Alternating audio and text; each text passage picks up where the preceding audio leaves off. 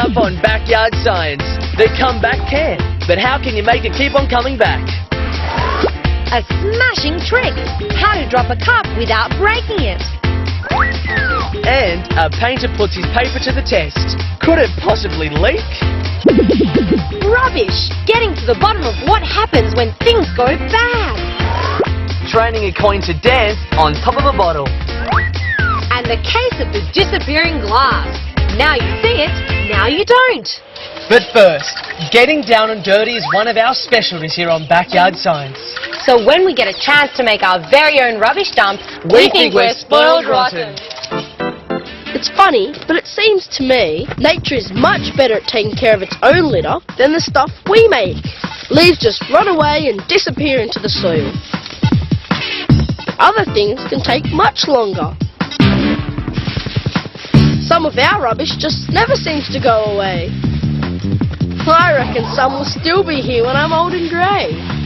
And just because we bury them in a rubbish dump doesn't mean they disappear. But I wonder how long things do last.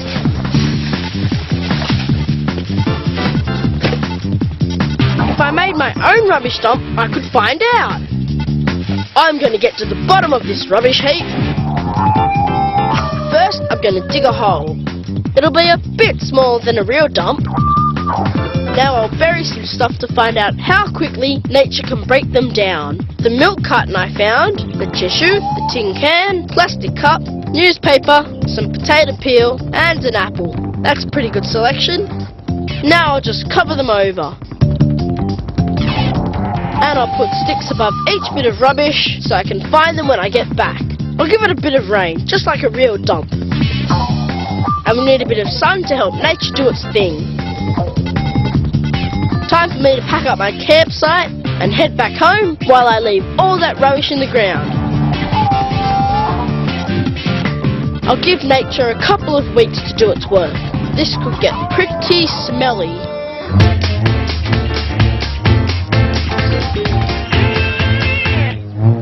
My name is Priscilla, and I want to introduce you to my freaky friends. We've all got freaky talents. I can move my elbows in funny ways. Sonam can curl her tongue around. Blake can make revolting noises under his armpit. But my brother Lucas is weirdest of all. He pops his knuckles. And I hate it. That noise gives me the shivers. How on earth does he do it? He holds his hands together and stretches his fingers together and... no, that's not it. The joints in our bodies, like knuckles and knee joints, have fluid in them. The fluid acts like oil and lubricates the joints to help them work smoothly. The fluid also contains gases, and when a knuckle is stretched, the pressure on the fluid is lowered. This lets the gases in the fluid expand and they pop out to form bubbles. This causes the popping noise. And it's the sound that makes me want to give Lucas a knuckle sandwich. I'm out of here!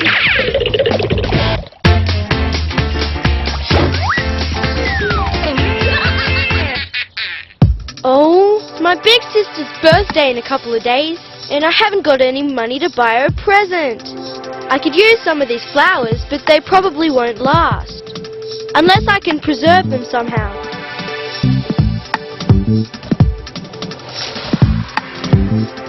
I know! I'll make them into a picture.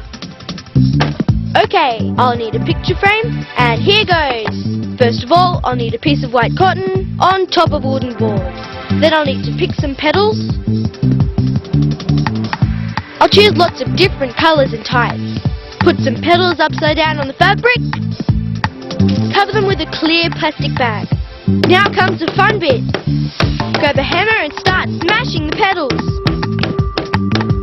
After they're all smashed, take away the plastic bag and scrape off the flower remnants. I'm left with a flower print on the fabric. Now all I've got to do is frame it. Flower petals get their colour from chemicals called pigments.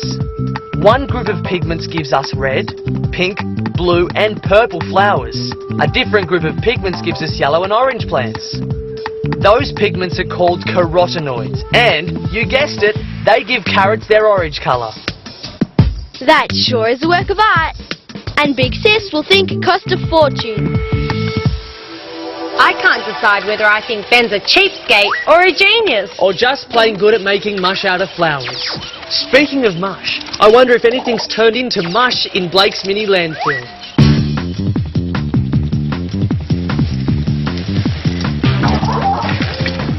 It's been 2 weeks since I built my rubbish dump.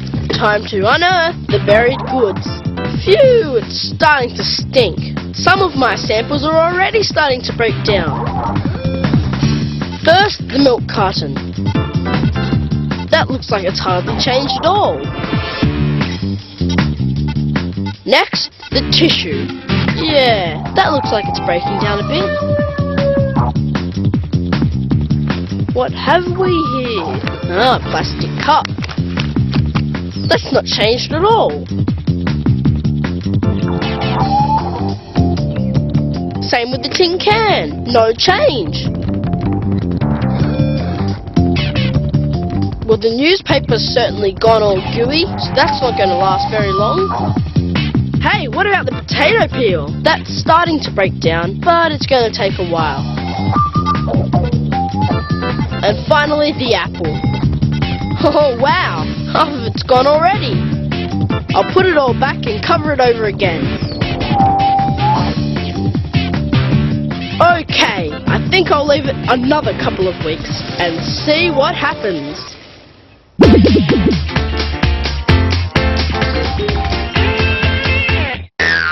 Ladies and gentlemen, gather round for an amazing disappearing act. I'll show you how to make this glass disappear by placing it inside this glass vase. How, you ask? Well, I need some magic liquid. First, I shall show you that there is nothing up my sleeves. Place the glass into the vase. Can you all see the glass? Good. Now I shall make this glass disappear. All I need is some of my magic liquid. And shazam! The glass has disappeared. Sometimes our eyes see things because light bends as it hits them. If it didn't bend, we might not see the object.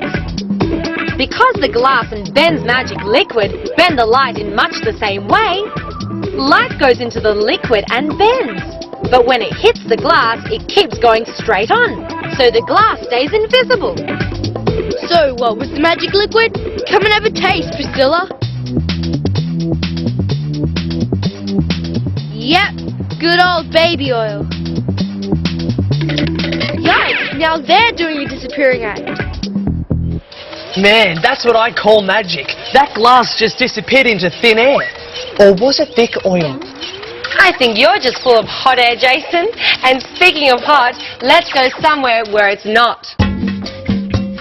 We're decorating our house because we're having a party. Come on, Slow Coach. We know balloons stretch. They're made of rubber. Rubber stretches. Whoa! He's making me dizzy. What was all that for? It's warm. The stretching makes molecules inside the balloon all crash into each other. All the friction produces heat. Like when we rub our hands together. They're hot. Hey, that's hot.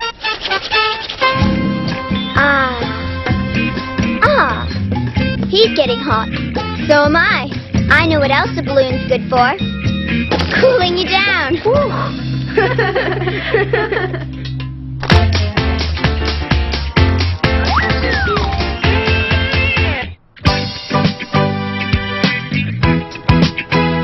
Priscilla is dancing crazy. She'd dance the night away if she could. Alright then, I'll add to her dancing repertoire with something she's never seen before. This glass bottle's been in the freezer for an hour.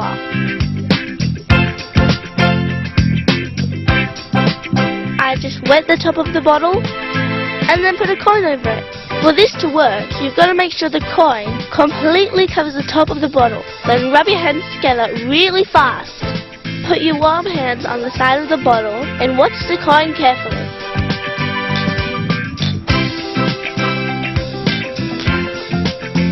The coin will start dancing.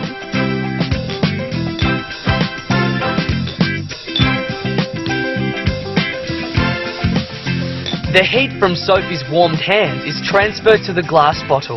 The warm glass then heats the air inside the bottle. As the air heats up, it expands. The expanding air then pushes the coin up, making it dance.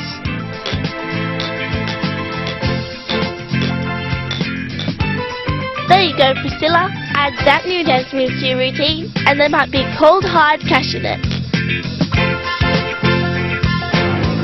Wow, that dancing coin was so cool. Makes me want to put on my dancing shoes. Well, I think Blake should think about putting on some gumboots because that rubbish dump should be pretty putrid by now.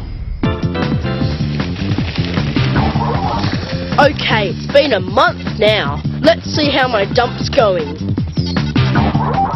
First up, the milk carton. That's starting to break down, but it's gonna take a long time. This tin can is exactly the same as when I first put it in. Plastic cup? Yep, that looks exactly the same too.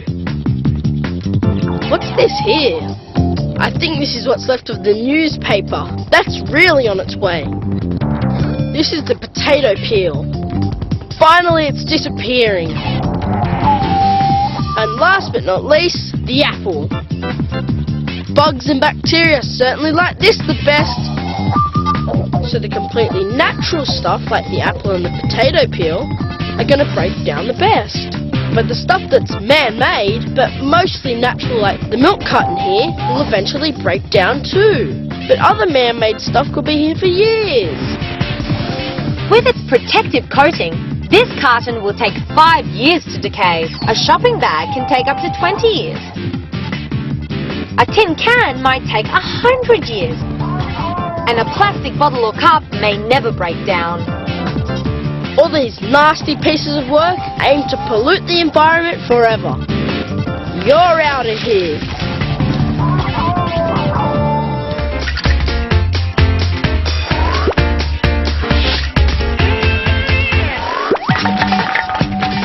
Every day it's the same. All the guys want to do is kick cans around. But today I'm going to show them a can like they've never seen before. I'm going to show them that this is rubbish. What they need is this. They're going to need to keep their distance for this one. Sure, it doesn't look very special now, but it's what happens next that'll blow their minds. Okay, I'm off. Stand by for the kickoff.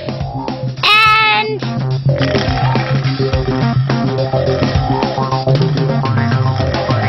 cool, huh? My can comes back.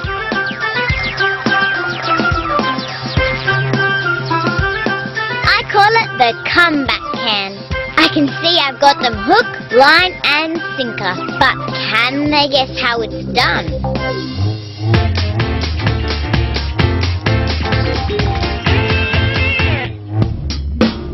I'm doing a painting like famous painters do. A work of art, I reckon. Hey, I'm hanging on to this. It might be worth millions of dollars one day. Oh no, it's leaking. This paper must have holes in it. Shamini obviously doesn't believe me. Okay, I'll show her that there are holes in this paper. Just a few bits and pieces. First I need a glass of water. And a bit of salt. Give it a stir. I'll just cut a square of paper and wrap it over the top of the glass. Bit of help with a rubber band. And watch this. See, the water stays in. It looks waterproof, but now I'll give it the colour test. Tip in some food colouring. A bit more. Now we wait.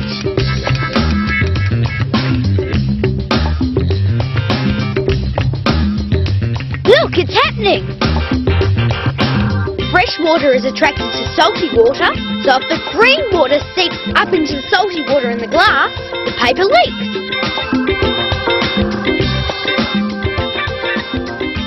There's a special process called osmosis that lets water and other substances through.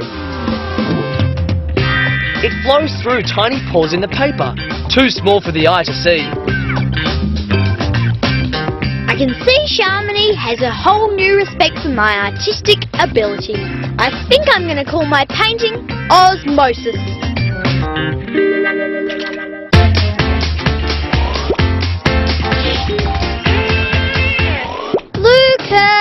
Lucas! Oh, there he is. What is he doing?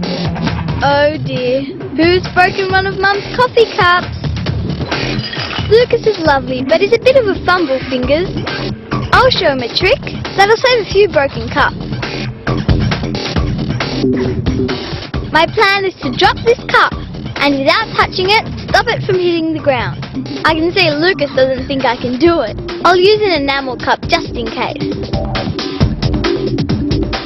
All I need to do is tie one end of the string to this nut, and the other end to the handle of the cup.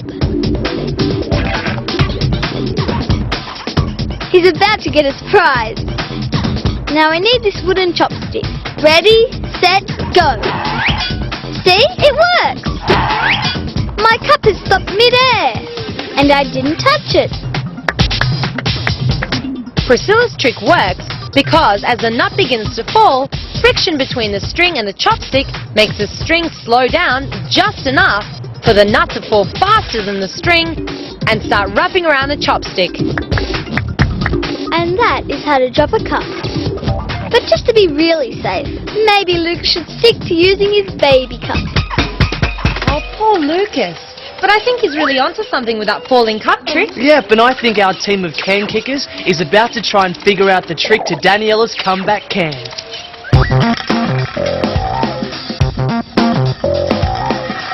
The guys think my comeback can was pretty cool. Yep, they're impressed. And I bet they want to know how it works. Let's see if their collective brain power is up to mine. I'll give the guys a clue. The lid comes off. I can just hear those brain cogs grinding. Joseph looks like he's had an idea. What's he looking for? Rock. Not part of my idea, but it could work. Let's see how he goes. Oh dear. Some original thinking, but no movement at the station. Back to the drawing board. What else can they think of? Plasticine? Not bad. It will roll differently for sure, but how differently? James has understood his orders. And it's off. Nope. No backward movement there, James. He's gonna have to come up with something smarter than that. No time for a drink, Richard. Oh, he's going to try water. Maybe.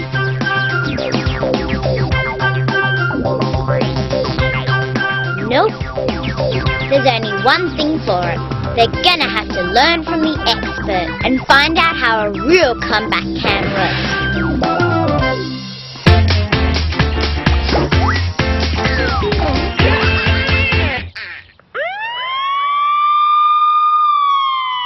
What is that? Ambulance? No, it's police. Listen. I wonder if Ty knows what it is. The sound of the siren rises, then falls away. It's like something shifting as it passes by. Hey, why don't we use a different sort of siren and find out why the sound changes?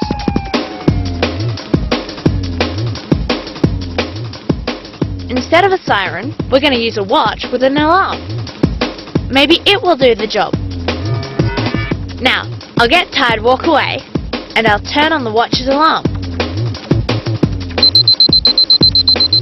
I'll whiz it round my head, I'll get Ty to show when the alarm sounds higher and lower. Yeah, she can hear the sound change as the watch twirls around. When the watch is moving towards Ty, the sound waves bunch up and more waves get to Ty's ears each second, so the alarm makes a higher sound. But when the watch is moving away, the sound waves reaching Ty stretch out, so they sound lower in pitch. That's what we call the Doppler effect. Okay, let's change places. Yep, I can hear the change in pitch, but now Ty can't hear the change. I guess that's not so puzzling, really. I'll try. Yep, because when I twirl it round, I'm in the center, so it's always the same distance from me. The alarm sounds the same all the time. I guess Ty thinks it's time that alarm went off.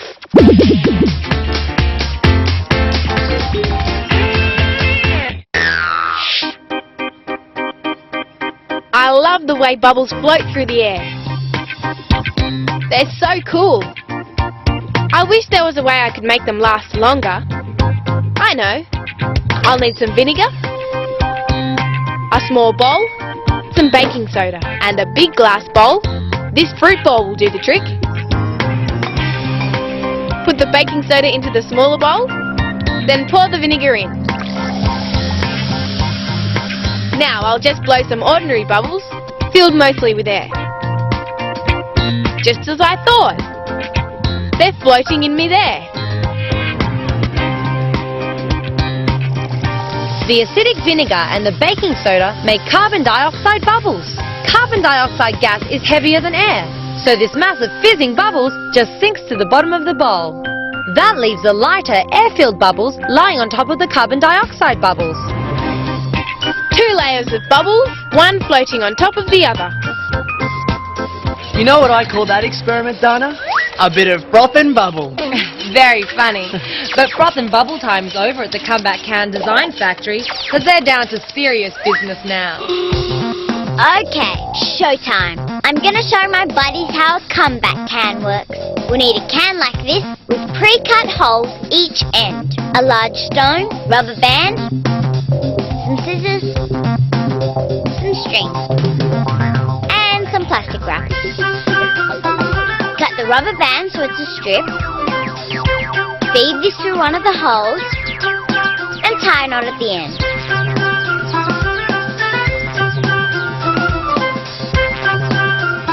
Next, cover the stone in plastic wrap.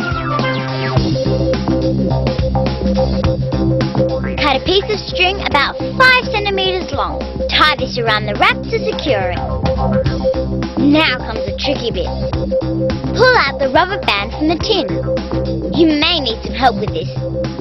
Tie the stone to the band, pop the stone back into the can, thread the rubber band through the lid, making sure it's pulled tight with the stone in the middle.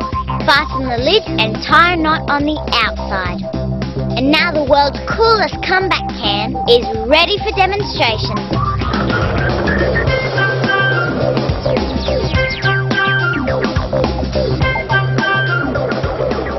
Simple when you know how. As the can rolls along, the stone makes the rubber band wind up. That means the band is storing up energy. Once the rubber band is tightly twisted, the can stops moving. Then the rubber band releases that stored energy as it unwinds. And the can will come rolling back towards you. This is mine. Those guys can make their own. Hey, that was so cool. You know, Dana, if we decided to repeat that story, we could call it the Comeback Can Comeback. If your jokes don't improve, Jason, we might not be invited to come back ever again. See you next time.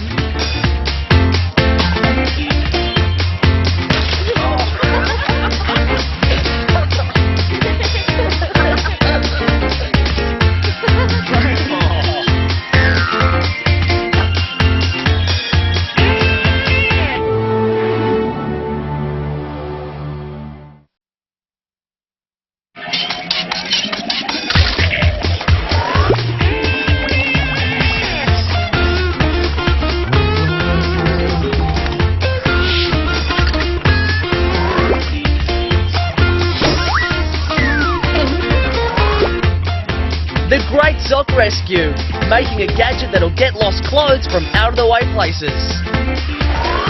How to become a mesmerising snake charmer in your own backyard. And a great way to make your very own scrumptious rock candy. How to make fantastic looking fossils in your own backyard. Turning blocks of ice into brilliant sculptures. And something to really get your heart pounding. But first, on the trail of the dinosaurs. The fearsome beasts made quite an impression when they roamed the earth. And recreating those impressions is exactly what Lucas and Priscilla are about to do. I think I found something. It's a fossil. There, look closely. You can see the outline of something. It could be thousands or even millions of years old. Fossils tell us what life was like millions of years ago. Some fossils were formed when ancient animals and plants hardened into stone. Others are called trace fossils. That's when animals leave imprints of what they look like. I know a way we can make a fossil imprint that won't take a million years to get hard. Find some interesting shapes you can make fossils out of. I'll take care of the magic mud.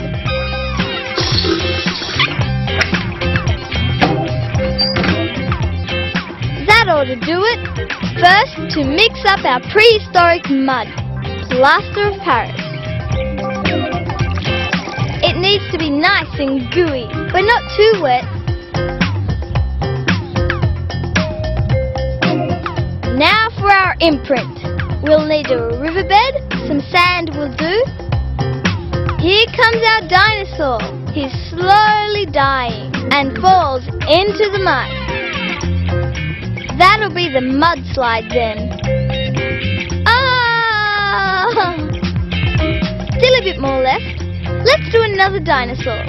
He's got to have a pal. Falling into the swamp mud. Ah! Now we leave it to set. Let's fossilize some leaves as well.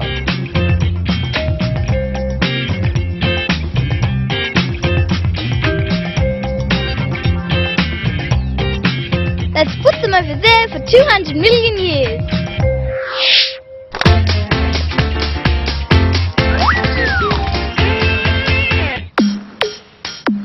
Typical. Party about to start, and John's fallen asleep on the job. We've done all the inside cleaning. John's head he'd have the pool area spick and span. I know how we can fix that. We'll need his straw. Wake up call coming up. I'll start winding and winding. Now when I say go, you flick the straw. Go! As the straw winds up, air is trapped inside. Because there's so much built-up air pressure, when the straw is flicked, it bursts with a loud bang. On with it, buddy. We're up to welcome the party guests.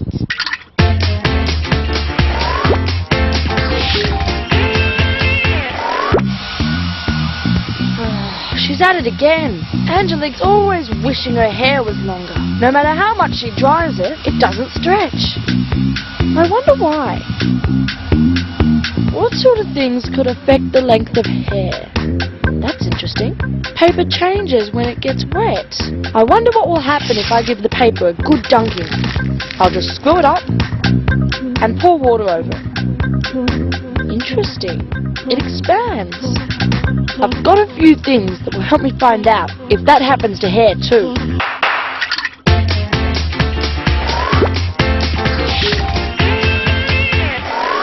We'll leave Ben working on that hair-raising mystery, while we find out how Lucas and Priscilla's dinosaur fossils are shaping up. It's done! Let's see our fossil. Now if we carefully peel out our dinosaur friend, wipe off the sand, look at the detail! Over time, the mud has hardened into rock. What about his pal? Long after the real dinosaurs decayed, this imprint is what's left. Now, what about the leaves? I think we'll need to chisel these out.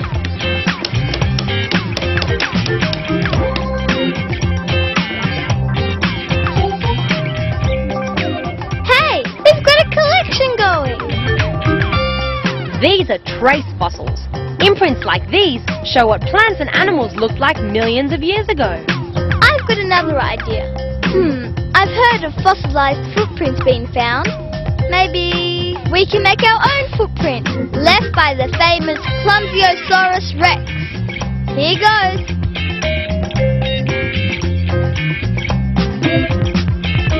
While that's it, I know how we can make another type of fossil. We'll make a soft bone go hard. I've got a jug of warm water. Pour in some Epsom salts. Keep stirring till no more will dissolve. You cut a couple of prehistoric dinosaur bones out of this sponge.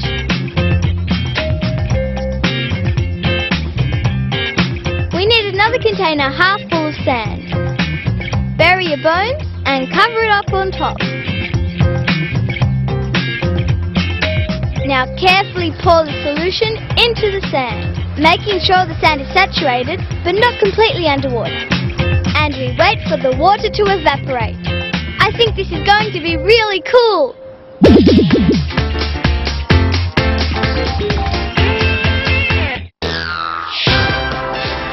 Today we're visiting a world-famous ice sculptor who's going to show us how she turns blocks of ice into objects of art. Let's go. What a privilege it is to get a sneak preview of this amazing exhibition. Here's the artist and her trusty assistants at work. I'm thinking blue. Tell us how you do it. Well, I pour cold salty water onto the ice. That makes it melt, and then it freezes over again, creating patterns. And now the key to my sculpture. I use food coloring to bring out the patterns that have melted into the ice. And that's my secret. A masterpiece. What will you call it? Rainbow waterfall, I think. Oh, buy it. Your first sale. Congratulations. There you have it, folks. How to turn a block of ice into cold, hard cash.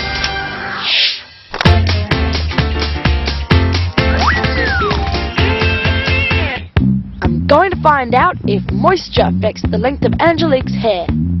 I'll need to pin down a piece of paper, a straw, some plasticine on one end of the straw. That'll be my pointer.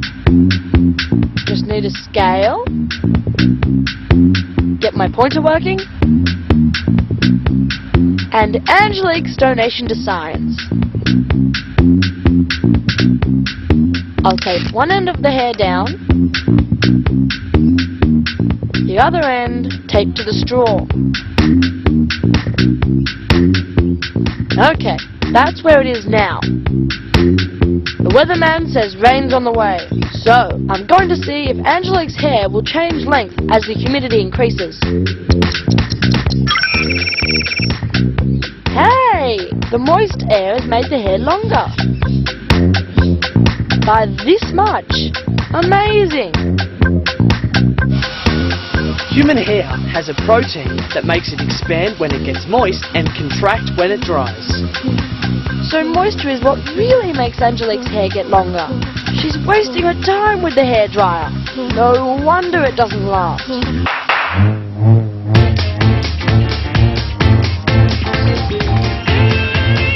I can relate to that. A bad hair day can be a real nightmare. If you want really scary though, try watching a horror movie like this.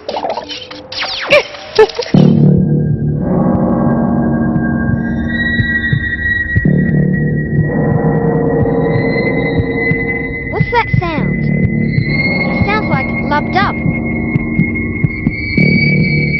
It's Priscilla's heart. She must be scared. It is lubbed up. I'll show her what's going on. Here's how to make the lubbed up sound. Start by tracing around the bottom of a spool. Cut out 2 paper circles. Get some glue. and stick the paper circles to the end of the spool. Put a hole in the paper here and here. Cut a smaller circle and place it over the hole. This makes a flap. Now for a test run. Hear the lub-dub sound? It's like a little heart. The sound it makes is a bit like the sound a real heart makes when the valves close. Doctors call the sound of heartbeats lub-dub. When the valves separating the upper and lower part of the heart close, a lub sound is heard. When the valves in the arteries carrying blood to the body close, a dub sound is heard. You can tell how healthy your heart is by the sound. If the valves are leaky, you might hear a lub shh sound. Hear this sound, Priscilla? That's how scared you were. What?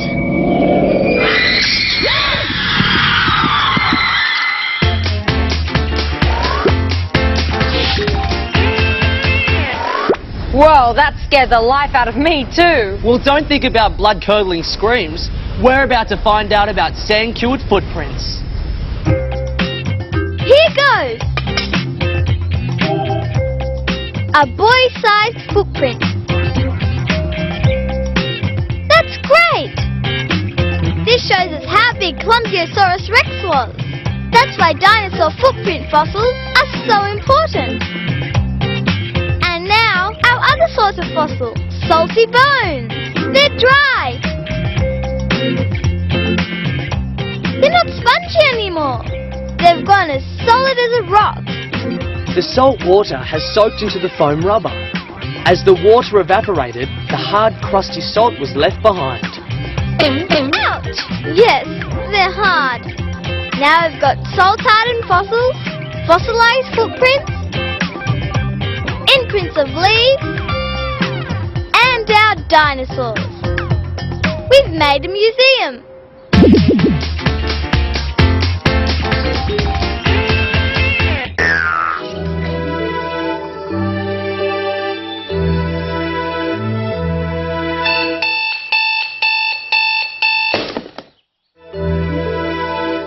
Strange things happen when I oversleep.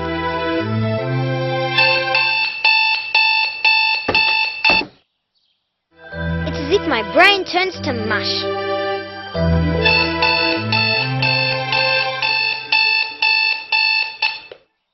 Oh no, I'm going to be late. What a mess.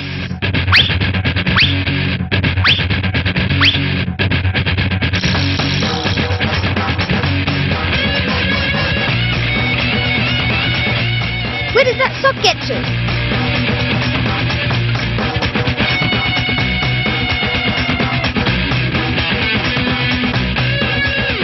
Oh no! If I don't find a way to get that sock out, I'm a goner!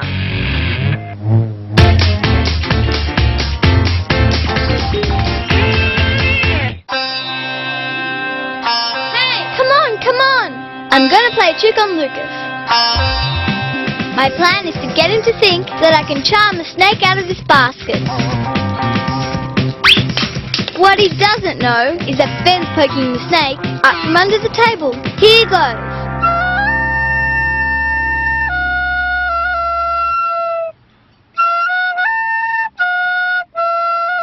Looks like he's falling for it.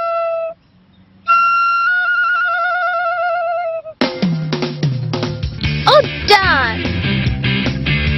Time for plan B. I've drawn a coil on a piece of paper. Now I draw some snake markings, then cut around the coil. I'm going to tape a paper clip to my snake's head and some string so my snake doesn't get away. And my snake charmer's secret, a magnet taped to the end of my recorder.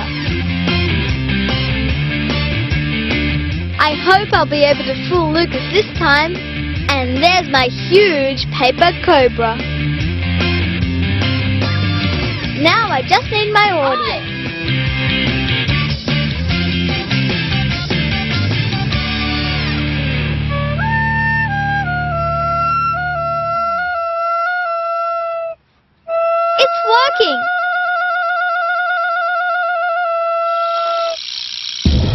magnets do a pretty good job of attracting. Their atoms are arranged so that opposite so-called north and south poles attract. But put the same poles together and they repel each other like crazy. The atoms in the paperclip are arranged so that it's attracted to the magnet. Neat, huh? The snake can't resist the power of my music. Some magnets are really strong. This rotating pair of magnets makes a magnetic field powerful enough to suspend bits of steel. They can also give this spray can a real spin for its money. And they can even hold up a stapler. That's what I call magnetic attraction. Trains like this one use magnetism too. It has a magnetic coil running along the track that repels large magnets underneath the carriage.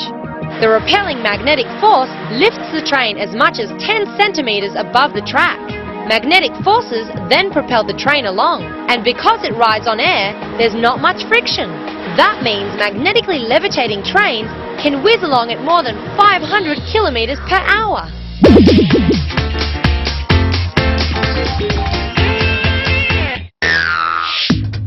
I'm craving for something sweet to eat, but all I've got is boring old sugar. Hang on, I can use this to make candy. First you have to dissolve as much sugar as possible into a glass of warm water. Just keep on stirring and adding, stirring and adding. Keep going until no more will dissolve.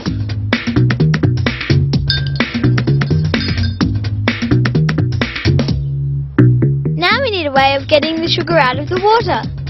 A bit of thread will do the trick. And paper clips, tied to both ends of the thread to weigh it down. And loop the thread over a pop stick so the string hangs down into the water.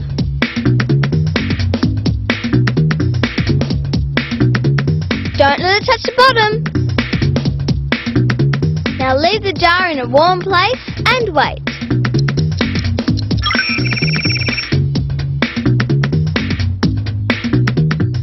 Sugar crystals!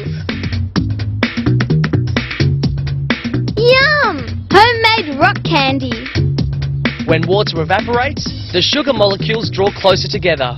Eventually, they form crystals that need to stick to something. They collect on the thread and the paper clips. Good enough to eat, but be careful with those paper clips. Oh, yum! Crunchy rock candy. I'd like to get my hands on some of that. Me too. But right now, I think John would much rather get his hands on that missing sock. I'm going to be so late for school. I'll try and flick it out.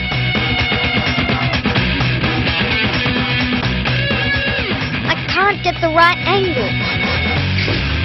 I need something that grips.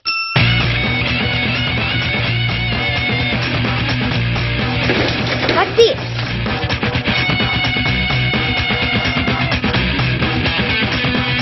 Can't work it properly in this tight space. The broom's got the length and the pliers have got the gripping potential. I just need something that combines them both. These drinking straws can be attached together. That gives me the length. Now I need to find something that opens and closes. This hairpin will do the trick. Just tape my straws together, cut a length of string, and thread it through the straws, attach my hairpin to the string, and bend the ends apart. And there it is, my gripping gadget. Now we're getting somewhere. This should work.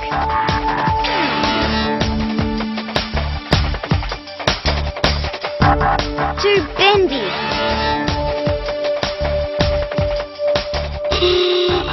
So late. Maybe John could use a gripping gadget like this one. It's an extendable mechanical arm that's used to move things to and from the cargo bay on the space shuttle. One advantage here, in space the force of gravity is much smaller than on Earth, so things are lighter.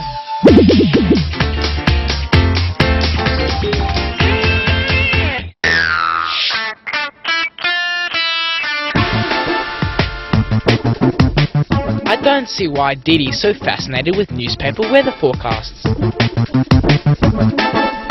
It's always hot at this time of the year. Time for me to set her a puzzle. My tricky riddle. How can something stay dry when it's held underwater? She hasn't got a clue. I'll get her to pass over the weather page. Scrunch it up and put it in this plastic cup. Now tip some water into the bowl.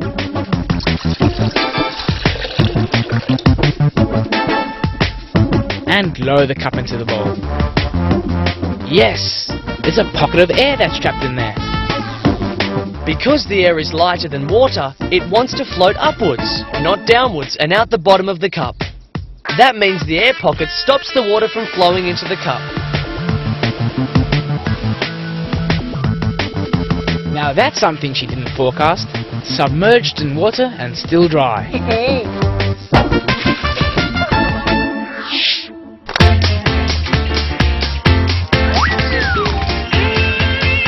Something put my head in a spin this morning. I suddenly realised I'd forgotten the cookies in the oven. I bent over to check out my slightly overdone cookies. When I stood up, I felt dizzy. Lucky it was only temporary. We sometimes call this feeling lightheaded. Sophie's blood vessels didn't have enough time to adjust to her quick change in position, so not enough blood went to her brain. There's another way to see the effect gravity has on your heart. I'll get Blake to hold one hand as high as he can, but let the other hang down the side. Leave them there for at least a minute. Now, I compare Blake's hands. The hand he held up high is pale compared to the hand that was kept low. That's because gravity pulls blood in the high arm downwards. Your heart can't fully counter the force of gravity, so blood drains from your arm. With the lower hands, gravity draws the blood down into the hand. That's all well and good, but it doesn't help my cooking much. Hey, I cooked those. There goes a pretty sad looking bunch of burnt biscuits. Don't think anyone's going to want them back. No, but I think John better get that sock back or he's going to be very late for school.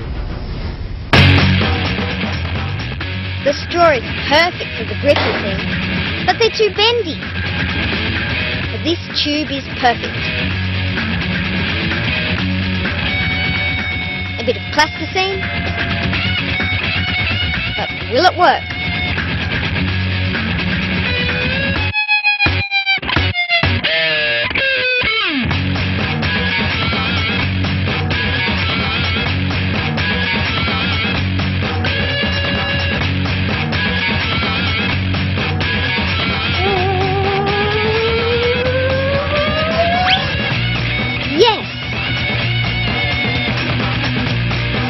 At last, I'm ready. Oh no!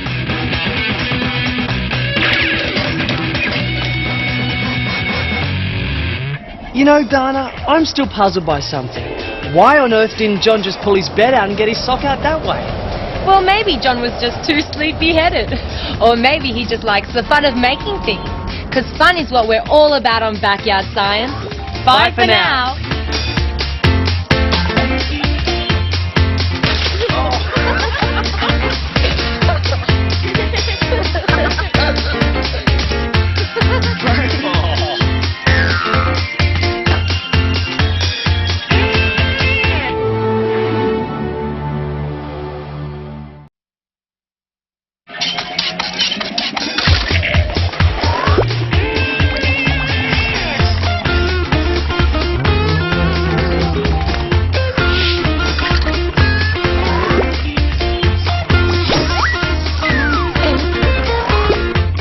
Coming up on Backyard Science, how wriggling worms turn into the magicians of the underground.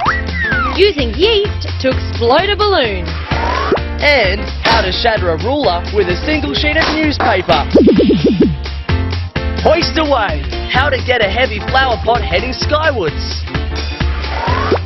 find out what stops an iceberg from sinking to the bottom of the sea. And how to sort out the good eggs from the bad. But first, lifting heavy objects can be downright dangerous. You might drop something nasty on your toe, or you could even injure your back.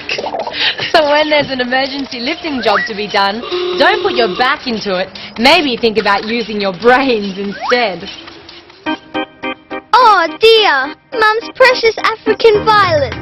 They look really sick. She asked John and me to look after them while she was away. They seem to be wet enough. What are we going to do? Maybe they need more sun. We'll have to get this pot onto the balcony. It'll get sun all day there. Come on, give us a hand.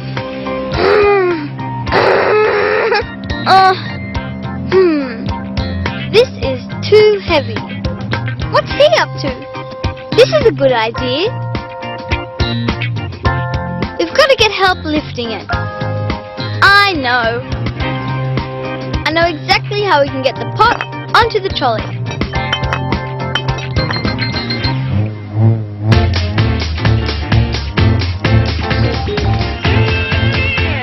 Oh, I'm going camping and I've got to fix my torch. I know the batteries are brand new. I'll make them touch the globe. No. I know, I'll take the globe out. Straight on the battery. It's all dead. Maybe Ty knows what's going on.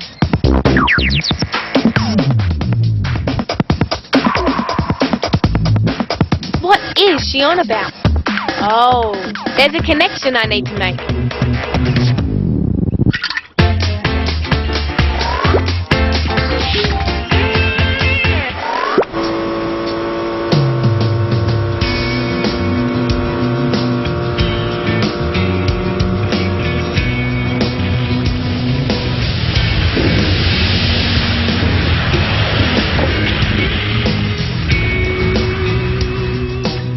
That avalanche was such an awesome sight. And it looks so cool when all that ice floats in the water.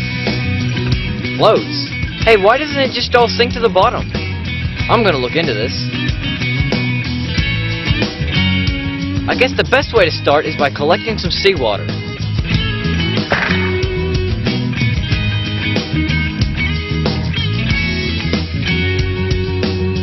It's not to drink.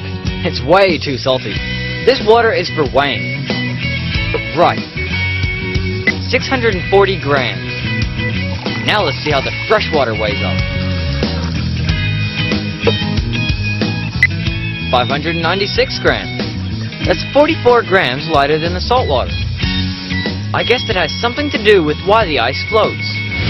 It sure does. Ice is always frozen freshwater, even if it's come from the sea, because salt doesn't freeze. So ice can float in the ocean because it's much lighter than the dense salty water surrounding it. That means icebergs are made of fresh water, which explains why they float instead of sinking straight to the bottom.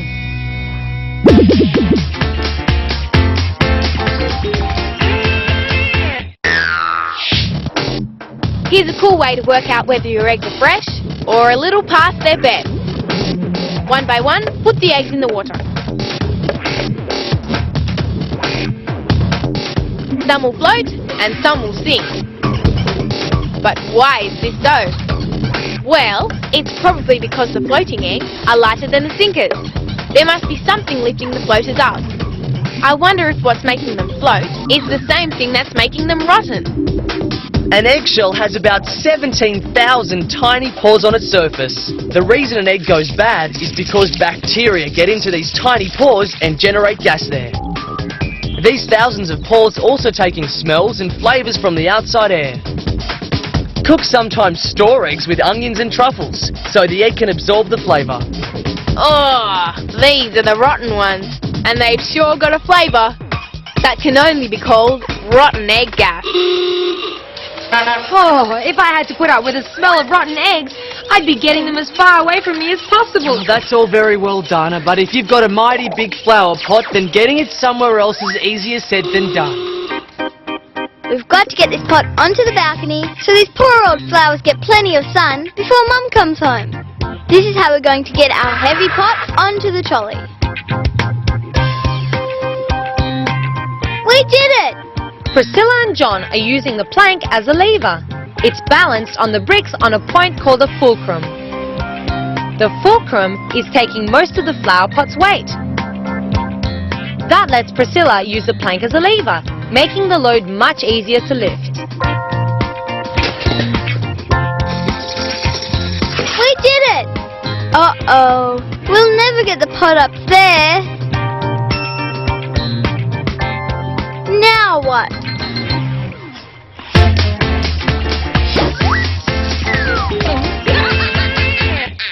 My buddy Ty's had a bright idea for finding out how to get my torchlight bulb working.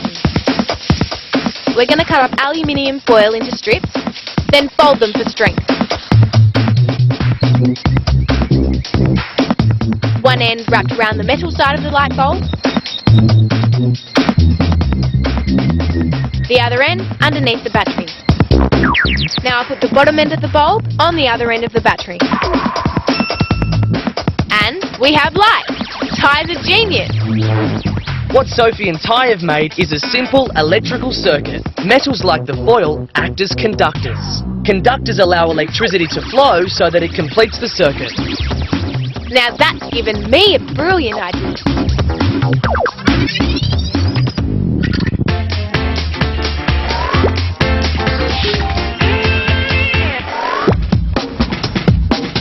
I love watching things float on water.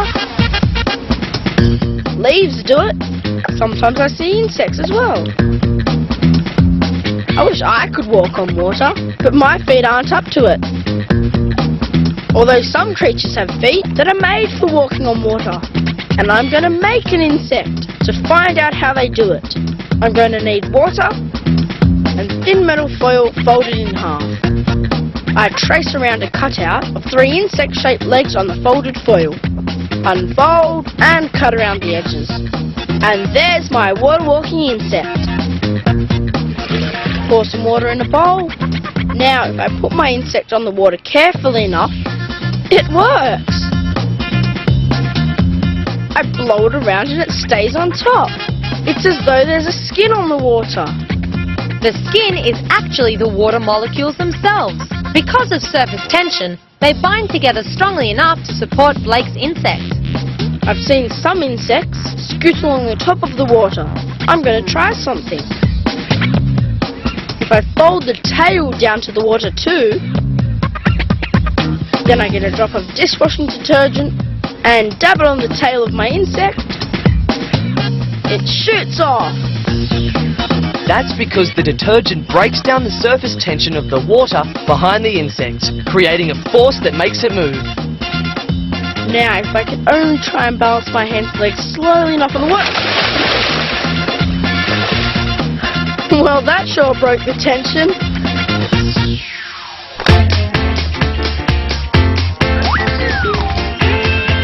I wonder if we can separate the foil with water and see if electricity still travels through it. So I'll put one end of the foil strip in the water and the other end under the battery, and another strip with one end in the water and the other around the globe, and link them up. No, it's not working at all. The water's not conducting electricity. Back to the genius. She's off. What? Salt? Oh, it's fizzing. Will it light the bulb though? No. Yes, it's shining.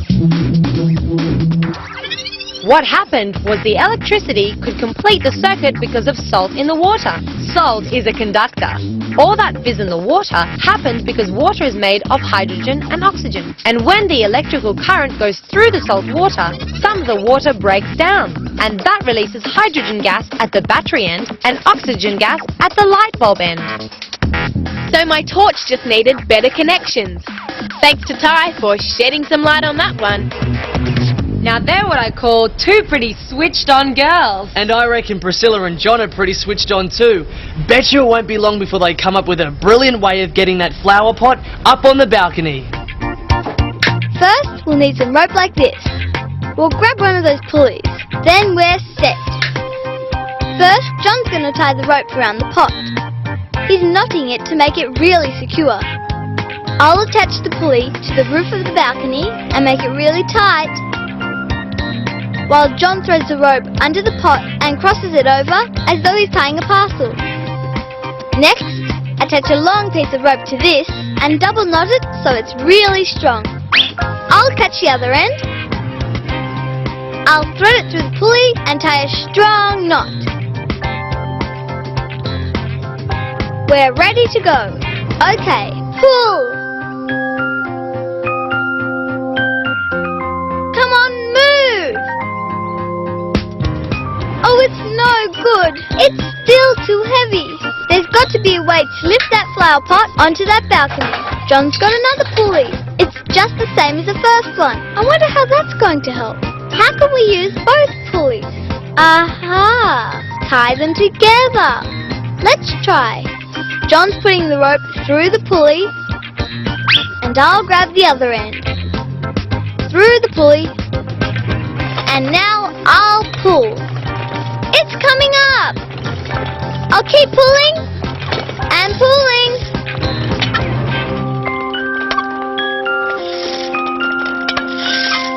Hang on a minute, this is the tricky bit. Ease it down. John and I did it. Pulleys work by giving you a mechanical advantage. That means that you can lift very heavy weights because each pulley the rope goes through helps take some of the weight. Oh no! Mum knew her African violets were finished and was going to replant them anyway.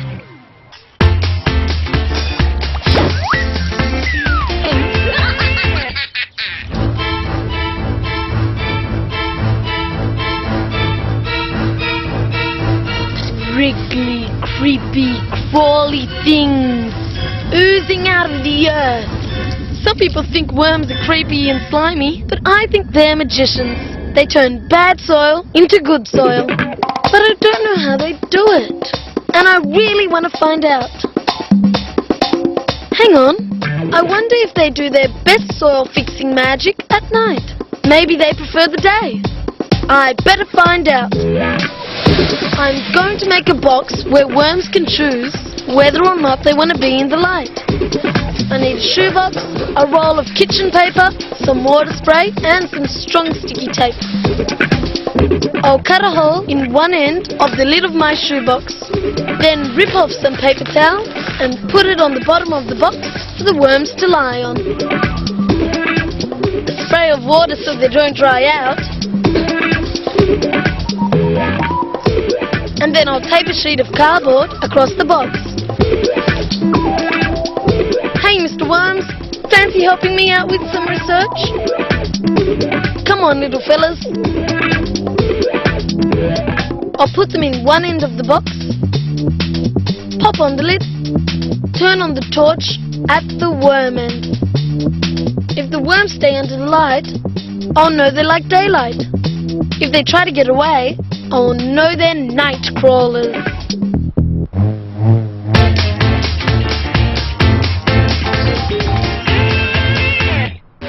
Jen's pretty smart. I'll see if she can do the ruler dance. Give the end a flick, and watch it go disco dancing. Jen's turn. Whoa, she's got the vibe. Told you she was smart. Okay, a tougher challenge. I'll see if she can break this ruler with a sheet of newspaper.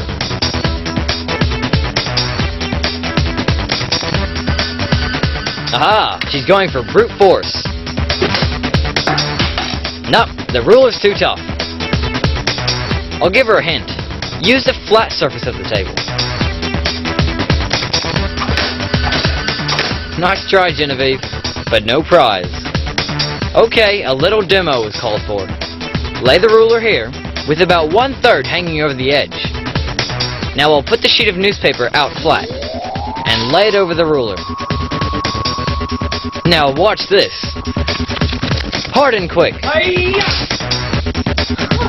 The ruler broke because Tyler banged hard on one side while the other side was pinned down not just by the newspaper, but by the weight of the atmosphere pressing down on the whole sheet of newspaper. Because the atmosphere is more than 100 kilometers thick, this sheet of newspaper has more than 4 tons of air pressing down on it. Enough to hold one end of the ruler down when Tyler hit it. Jen's turn. Yay, a quick learner. Challenge completed.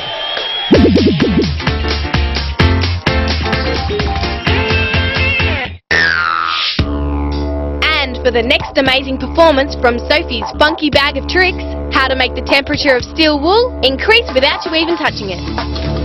Measure the temperature of the air inside a large jar. You'll need to leave the thermometer inside for a few minutes with the lid on. While that's waiting, pour vinegar all over another piece of steel wool. Wait for a couple of minutes. While that's waiting, the temperature in the glass jar should be ready to measure. Sure is 21 degrees. Put the vinegar-soaked steel wool inside the jar with a thermometer. Wait a couple of minutes. Wait another couple. Maybe a bit longer. Ho-hum. Feels warm. Okay, let's see. Wow! 32 degrees. It's gone up 11 degrees. The steel wool got hotter because it started to rust. Acid in the vinegar stripped the steel clean. It then combined with oxygen in the air to give off heat energy, which made the temperature rise and the steel wool rusty. Ew, that's gross. That trick was so cool. Hot, I mean. Can't wait to see what else Sophie's got hidden away in her funky bag of tricks. Well, I can't wait to see whether Lucas's worms prefer living in the light or in the dark.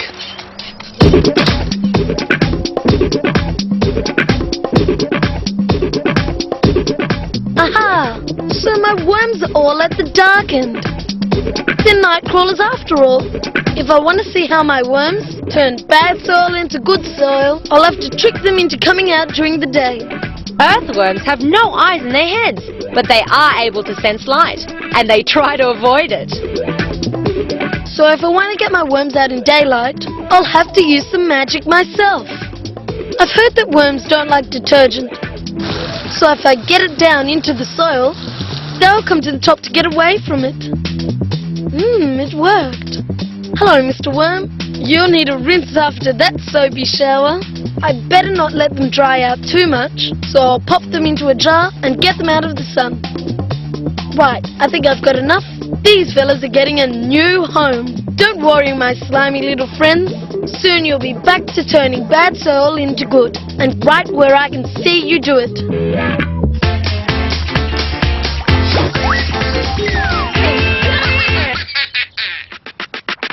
People say this dry powder is alive. Yeah, right.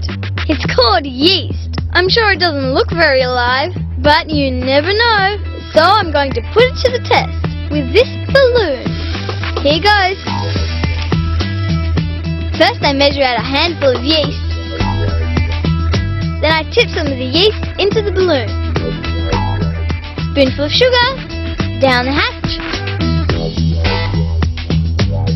About half a cup of water. Tie a knot.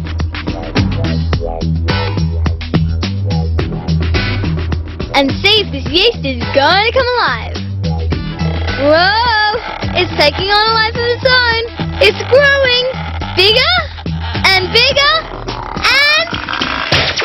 and... Mix yeast with sugar and water and it starts to act like an organism. It uses sugar and oxygen in the balloon to produce a gas called carbon dioxide. The more gas, the bigger the balloon. This is why bakers use yeast in bread. It feeds on the dough and creates bubbles of carbon dioxide, making the bread rise. Now this is how I like my yeast to come alive. It's created the world's biggest sandwich. Well, too big for my mouth anyway.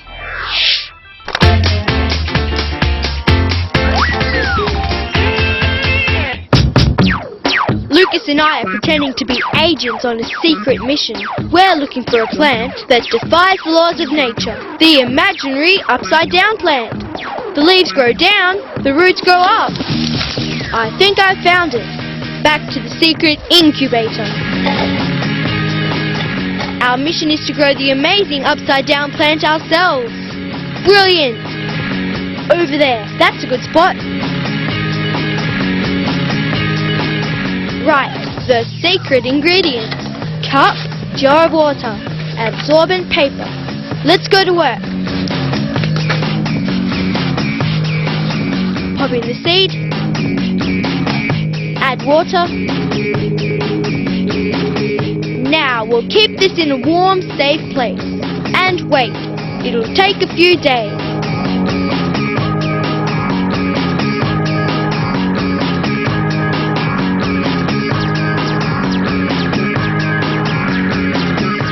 Right, plant. Spill your upside-down secret. Hey! It didn't grow upside down. We kept it moist. We kept it warm. And still the leaves grow up and the roots grow down. Oh, Spy! You idiot. Plants don't grow upside down. The stems gather the sunlight, so they always grow towards the sun. The roots search for water, so they always grow down. Plants will always head for light and water, no matter how you plant them. All right. So there are no upside-down plants. What sort of crazy plant are they looking for now? Losers. Poor old Lucas and Ben. I think they've got a bit to learn about plants. Maybe, Dana, but Lucas is well on his way towards working out how those worms do their magic. I'm going to find out how my worms turn ordinary dirt into good soil. First, I need to make them feel right at home. I've got a frame with blocks of wood nailed together. Now, I'll need some plastic sheets so I can see what's going on. I'll tape them onto the frame. And the other side. Same thing. Perfect. Now for my different types of dirt. I've got sand, gravel and soil. First in is the layer of soil. Make sure there's some water for the worms, then the layers. Soil, sand, gravel. Oh, look at the cool patterns. Now, into your new home, fella. And your buddies. No home is complete without food, so in go leaves and grass. Now go to it, my little soil magicians. Well, my little worm buddies have been in their new home for a couple of days now. I wonder how they're going. Wow, they've dug in all right. There are so many tunnels. Some of them have almost hit rock bottom. And look, they're dragging the layers down. That's why worms are the world's best gardeners. They break down the dead plant matter on the surface. They tunnel down, which lets air into the soil. And as they go, they mix together different layers of soil and plant matter. Worms don't have jaws or teeth. They suck in soil and plant matter. They absorb all that goodness, then deposit their poo at the surface, which makes great fertilizer. Aha! So now I know how worms turn bad soil into good. My little magicians. Ah, these magical worms. I knew they'd come good in the end. And speaking of ends, we've come to the end of another yard sign. See you next time. You're just...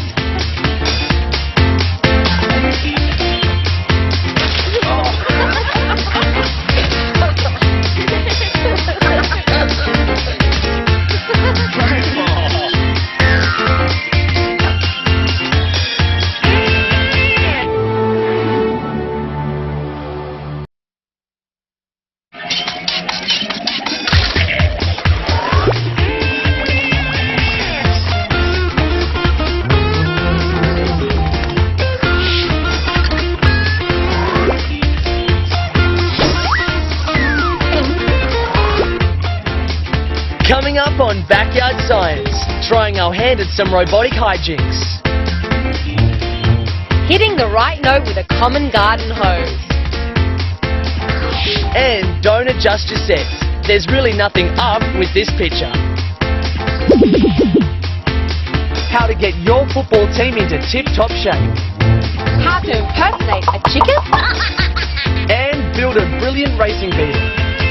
But first, time to polish the boots, pump up the football. And hire a coach who's on top of the game. Ready? Take a deep breath and... Soccer season's just around the corner. Our team's got to win this year. I'm coach and the team wants me to get them in tip-top condition. Oh no! They're all puffed out already! We have to build up those lungs. Get down and give me 20. No, not push-ups. 20 deep breaths. I'm gonna have to show these guys how their lungs work. Put your hand on your stomach. Breathe without moving your hand. That's filling your lungs just with your chest muscles. Now breathe moving your hand up and down. See? That's using your stomach muscles. You get more air in. Now, our big challenge. We're gonna find out whose lungs can fill up the most.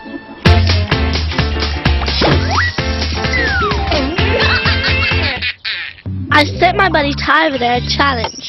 He's got to figure out a way to pick up that cup of water and move it to the other side of the table without using our hands.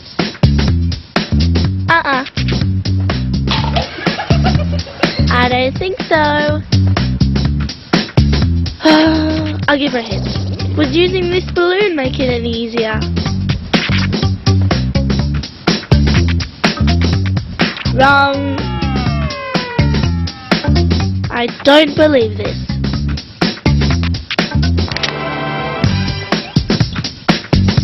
Over to moi. Ty didn't realise that air pressure could give her a helping hand. Here's what I call Sophie's brilliant balloon sucking trick. As Sophie inflates her balloon, it expands against the cup's rim. No air can get in or out. Then, as the balloon gets bigger, its surface becomes flatter, reducing the space it takes up in the cup. That lowers the inside air pressure, and the cup is forced to grip more tightly to the balloon. Once you've mastered my clever trick, it's possible to do it with other cups. That way, I can move more than one cup to the other side of the table without using my hands. Pity Ty couldn't rise to the challenge.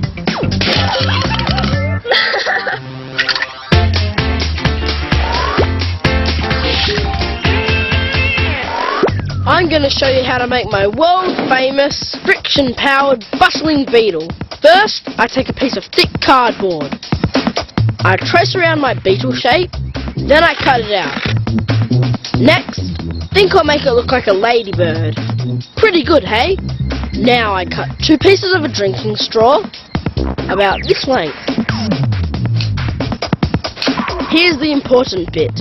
The straws must be angled so they form a slight V shape. I get some sticky tape and stick the lengths of straw to the back of my beetle. Now I add some legs using pipe cleaners. Stick on some eyes, and my beetle is ready to go. Now thread some string around a post. Pass the string through each of the straws. To make my beetle move, I pull it backwards and forwards on the string like this. My beetle is off and running! The friction between the straws and the moving string creates enough force to make Blake's beetle move along.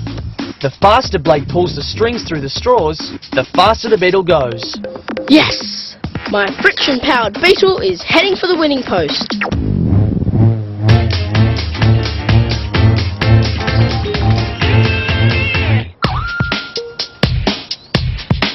Margot is too busy eating her way through a mountain of boiled eggs for breakfast to come out and play. What I need to do is distract her. I'll pretend a mother hen's come looking for those eggs. All I need is a plastic cup, a length of string, a small sponge, a toothpick and some water. First, I'll poke a hole in the bottom of the cup. I'll put the string through the hole and tie one end of it to the toothpick. Oh, this is yummy!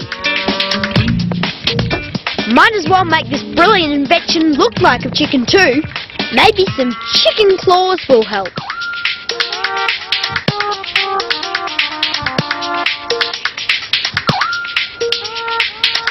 Then I'll wet the sponge. I reckon this is all I need to make Margot give up her boiled eggs and come out to play. Up there for thinking, Ben. Can't wait to see what he does with our chicken. And I can't wait to see how our backyard science football team is shaping up for the start of the soccer season. Lung power is what's going to help our soccer team win this season. Using this bottle, we'll see whose lungs can hold the most air. Fill up a 2-litre soft drink bottle with water. Tip it upside down in a tub of water. While it's underwater, stick a tube through the opening. Priscilla first. As you breathe out, the air in your lungs will push the water out of the bottle. First time, use just your chest muscles. Blow. And this is how much air you had in your lungs. Now, do it again. This time, use your chest muscles and your stomach muscles. I'll refill the bottle. Big breath. Hold it. Hey, what a difference. A lot more air in your lungs. Who thinks they can beat Priscilla? Okay, Lucas, have a go. Use all your muscles. Hey, you blew all the water out of the bottle. Sonam's next. Go!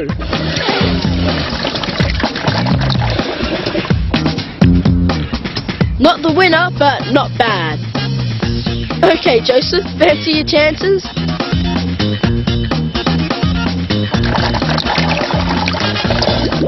Wow, you emptied the bottle in no time. You're the Puff Power winner. Now, come on. I'll let you into the secret of increasing the amount of air your lungs can breathe in.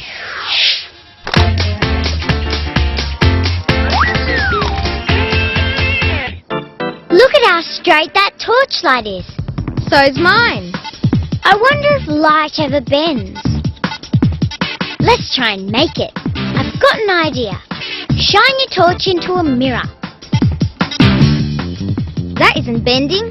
The light's being bounced off the mirror at an angle, but it's still shining at a straight line.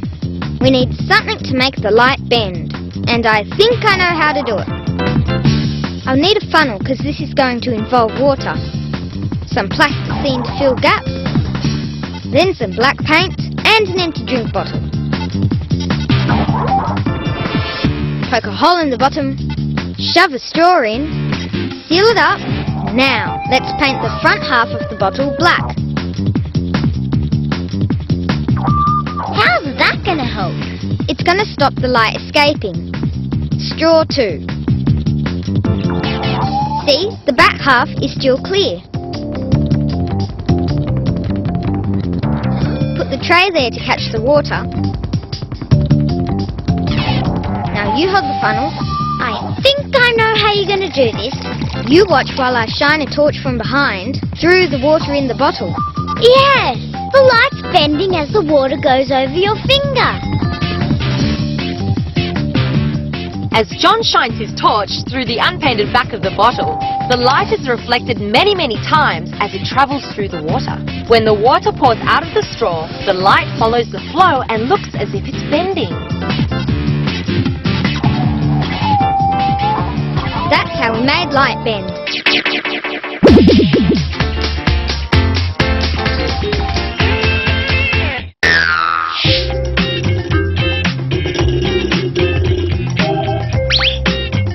Alex and I always fight over who gets the tip.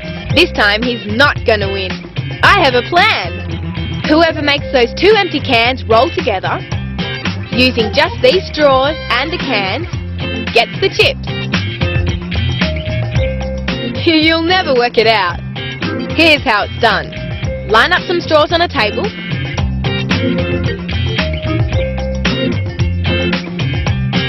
And put 2 empty drink cans on top. Blow between the 2 cans. Look what happens. Blowing between the cans reduces the air pressure between them. Then the air on the outer sides of the cans pushes them together. Looks like I'm the winner. Hey!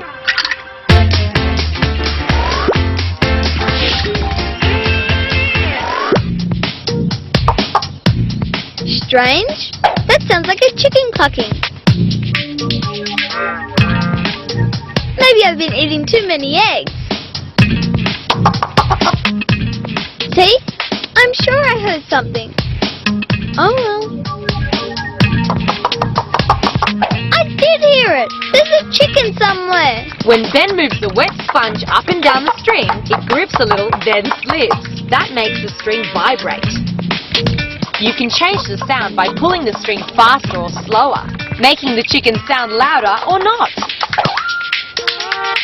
Oh, hi Margot. Do you fancy coming out to play now? I don't think so.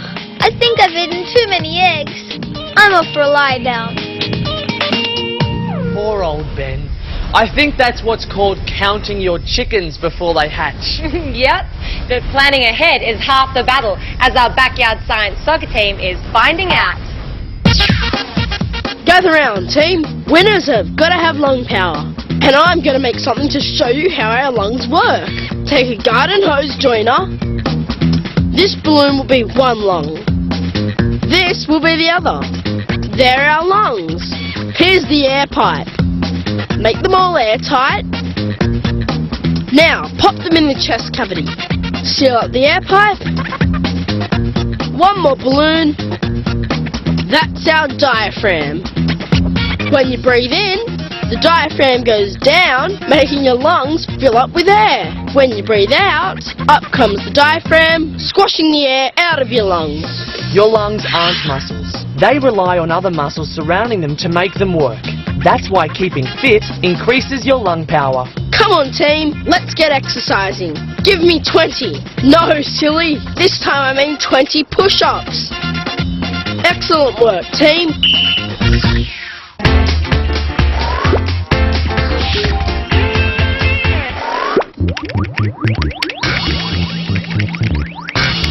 My friends here think they're pretty clever. In computer land, they're the masters of their domain. But I'm going to see how good they are with a challenge that'll force them to think outside their cyber world. Sorry guys, back to reality. I've got some basic materials for you. Cardboard, rulers, plastic straws, string, rubber bands, scissors, tape and pencils. And the test is, you have to pick up this can without touching it with your hands. So brain power is going to be your most useful raw material. And things aren't looking good in that department. You may be here for a while. You guys are supposed to be great operators.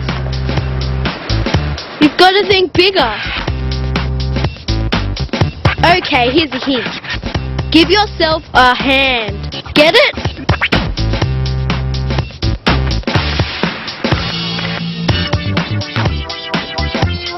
Build yourself a hand. A robot hand. The answer's right there in front of you. Maybe not.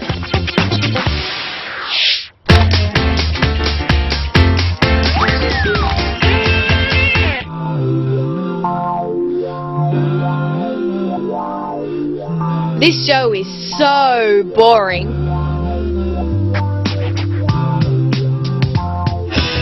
Even if I stand on my head, it still looks... Hey, wait a minute. It actually looks really good from this angle. I think I know how to create my own small screen action. I need a magnifying glass, white cardboard, and the lights out. Now, my idea is to try and project the picture onto the cardboard. If I move the glass back and forward, what happens on my homemade screen? Yes, I did it! My own upside-down TV show. This works because when light shines through a magnifying glass, it's refracted or bent. So much so that by the time it comes out the other end, it's been turned upside down. Now, how's that for one pretty bent idea?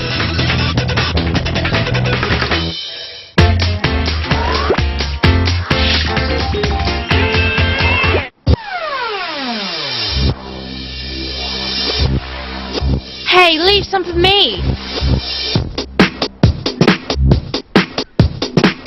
Great, thanks a lot. We're lucky there's a shop just up the road. But what if we were stranded on a desert island? All that water out there, and we can't drink a drop of it. A quick dash home and I'll show you what I found. I've got an idea to make salt water drinkable. I've got a roll of plastic wrap, tape, a handful of pebbles, and a bucket. Collect some seawater, place a cup in the middle, anchor it down with the pebbles, and cover tightly with plastic wrap. Next, place a stone on the top so it forms a well in the plastic over the cup. Now all we've got to do is fill in some time.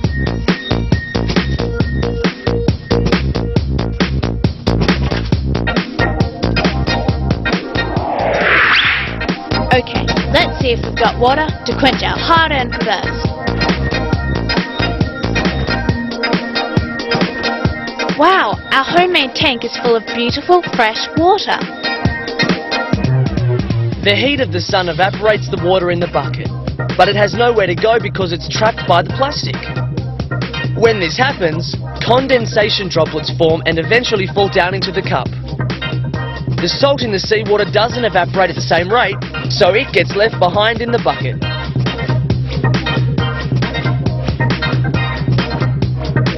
Yum! I reckon we'd have a pretty good chance on a desert island. Ooh, I've always wanted to be stranded on a desert island. I'll have to remember that little survival technique. And speaking of survival, I wonder how Priscilla and Lucas are standing up to Ben's no hands challenge. My two friends here are struggling at the moment. I've set them a challenge. They have to work out how to pick up the can without using their hands. They need to build a robot hand.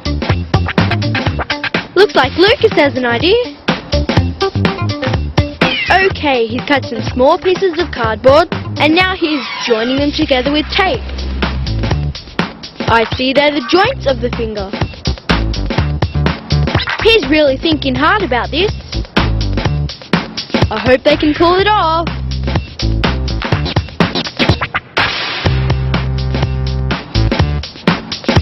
Now they're joining the 3 cut-out fingers to a square of cardboard.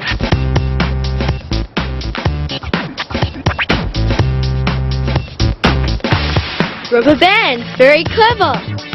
They'll work just like tendons to control the movement of their hands. Aha! Their hand is finally beginning to take shape. Now they're attaching string to each finger so they can maneuver their robot hand. Robots are machines designed to make our lives easier. They can carry out a wide range of tasks that are repetitious, boring, difficult, or too dangerous for people to perform. Robots are programmed to perform anything from sheep shearing to car manufacturing. But it's not all about hard work. They also get some fun jobs as well. He looks very handy, but will this robotic masterpiece stand up to the challenge?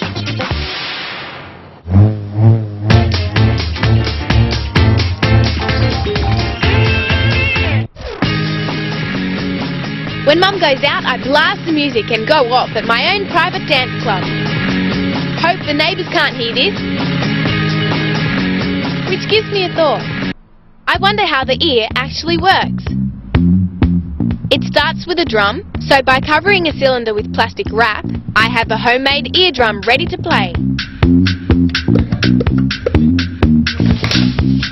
Next I need to roll up some cardboard. This will be like the outside of our ear, and being a funnel, it's the perfect shape for sending sound into.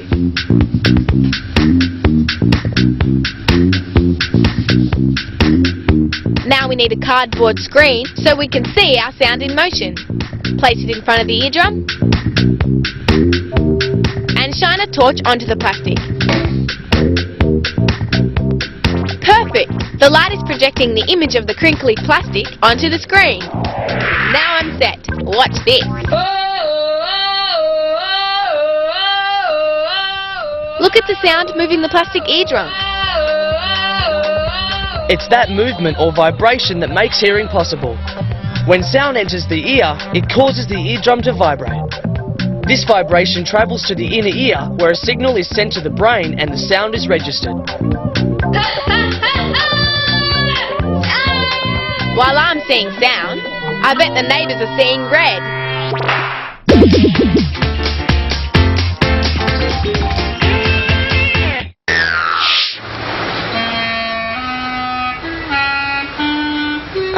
Not that clarinet again.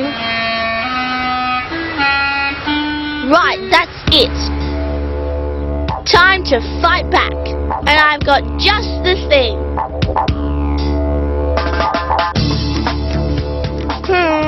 My plan isn't quite coming together. I know. What about something on the end to make it easier to blow? Music to annoy with. But wait, I can do better. Let's see if I can turn up the volume a bit. Excellent. A working houseophone.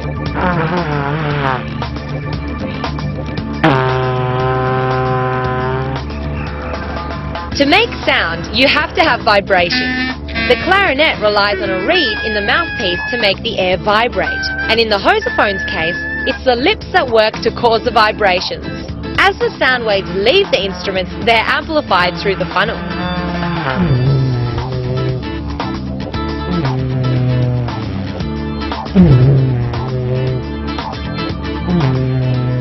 See? 2 can play at this game. Now my revenge is complete. The housophone. That's one instrument that doesn't wash with me. Yep, I think someone should have turned the hose on Sophie for that. Now time for the gripping conclusion to Ben's robotic challenge. It's almost 3 hours since I dared Priscilla and Lucas to pick up a can without using their hands. I'm starting to think I should never have opened my mouth. But they haven't given up. Now they're cutting straws into small pieces. I wonder if they'll use them to give the hand grip. And now Priscilla's threading string through the straws. Can't say I see how that's gonna work. Yes, they have movement.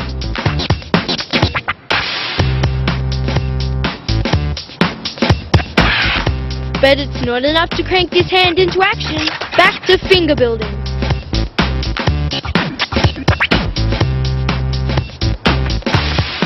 With all 3 fingers complete, it's starting to look like the real deal.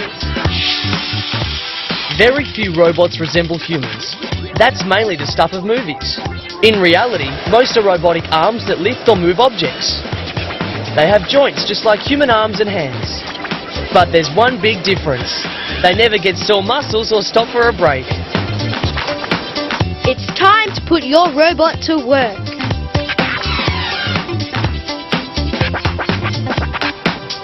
So far, so good. Oh no! It's slipping! Yes! Woohoo! Sensational! Brilliant! High 5! I mean high 3. That was a real brain bender, but they got there in the end. Speaking of which, we're all out of time. See you soon.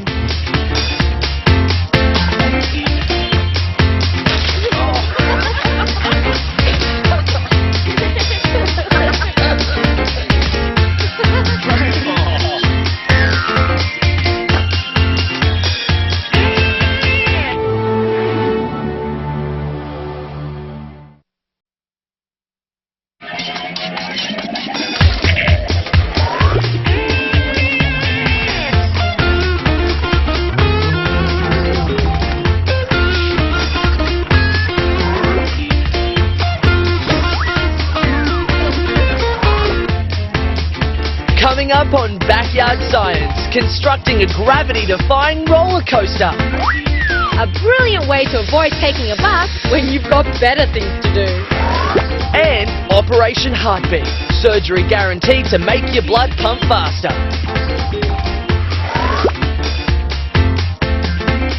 Capture images of a lifetime with your own homemade camera. Plastic drinking cups take on a whole new shape of their own. And can an egg carton really learn to fly? But first, if you're one of the snap-happy gang who loves flicking through photo albums, Or pointing the camera in someone else's direction? then we've got a brand new backyard photographic experience coming right up. Every day brings new events. And as usual, world-famous photographer Daniela will be on assignment ready to capture them. Images of joy. Images of action. And the photographer's greatest challenge, the reluctant subject. I can tell her now that it wasn't her best side. Good thing there's no film. Amazingly, the first cameras didn't use film either. In fact, I think I should make a camera and show Sophie how clever it was.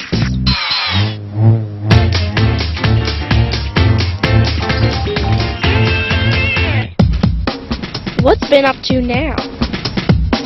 Wow, a pyramid. That's original. Not. But it does give me an idea of something really spectacular. What would happen if we joined hundreds of these cups? 200 or 300? Whoa, this could be huge. Now, we're going to join all the cups together and see what we get. This is going to need a heap of masking tape. Use the tape to stick the cups together, back to back. And then tape over the rim.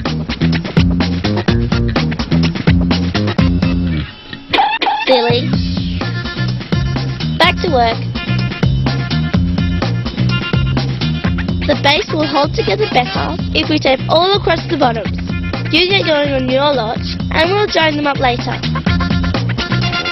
Brilliant! It's starting to take shape. Although exactly what it is, I'm not quite sure. How do I look?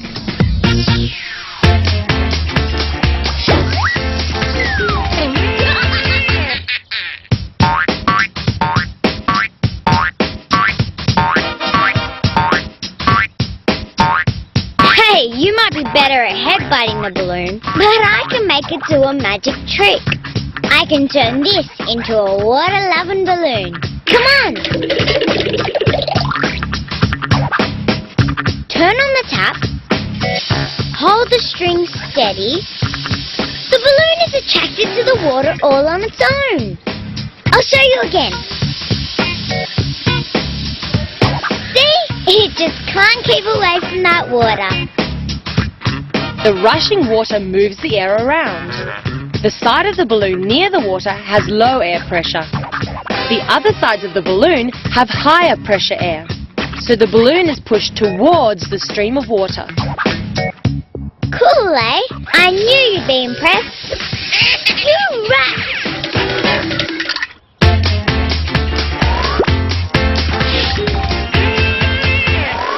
I can just imagine what's going to happen to Ben when Daniela catches him. If she gets her camera working, I reckon we'll see Ben's picture hanging in a rogue's gallery somewhere. The camera we're going to make could take a photo, but I don't have any film or photographic paper. That's okay though. The first cameras didn't use film, so we don't need any to get this camera working. We start by painting the inside of a cardboard box black. Now make a tube from black cardboard and tape the magnifying glass to the end of the tube.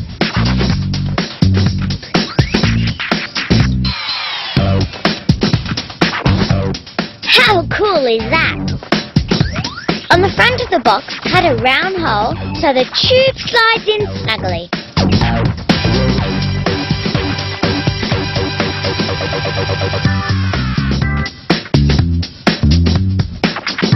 Now we'll cover the open end with tracing paper. That's going to be like our film. Tape tape a black drape around the tracing paper. Now this is exactly like the very first cameras. When you point it, the image of an object appears on the tracing paper. Notice something strange? It's upside down and back to front. That's because light moves in a straight line. When it goes through a small hole, it travels like this. So, at the back of the camera, the image is upside down and reversed. We're nearly done. Just a bit more fine-tuning and we can start snapping. These days, cameras are everywhere. Surveillance cameras, webcams, speed cameras, helmet cams, satellite spy cameras. They're our eyes to the world.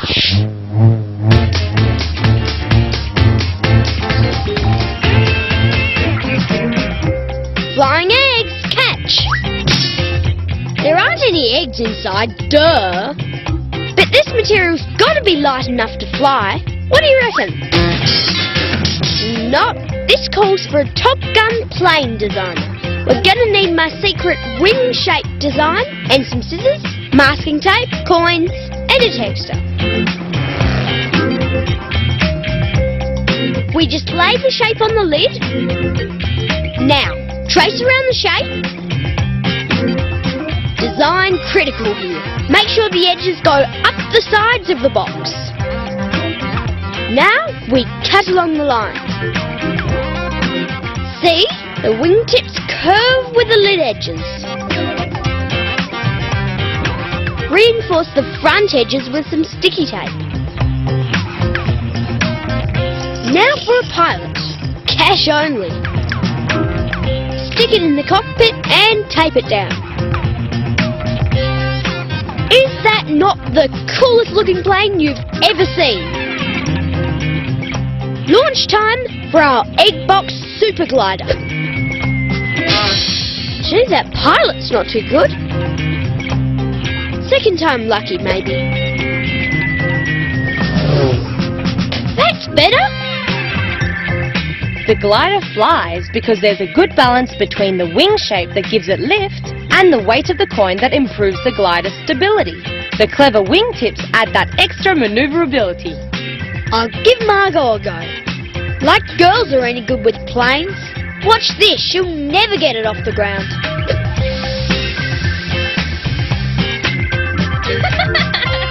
Beginner's luck. Aircraft that look just like a flying wing have been around for a long time. The most famous is the B-2 stealth aircraft that has its engines tucked away inside its wings. Because it doesn't have a tail like other planes, the B-2 slices through the air more easily and can travel enormous distances before it needs refueling.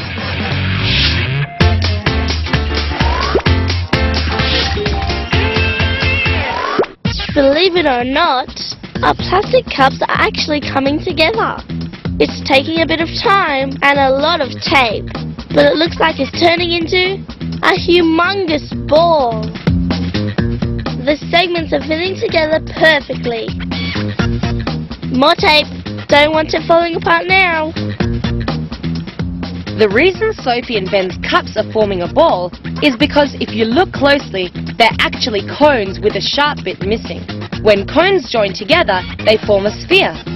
The last piece goes in, and finally, a plastic cup ball. Not bad, huh, Ben? Better than your silly old pyramid. At least you can play with this. But don't drop it.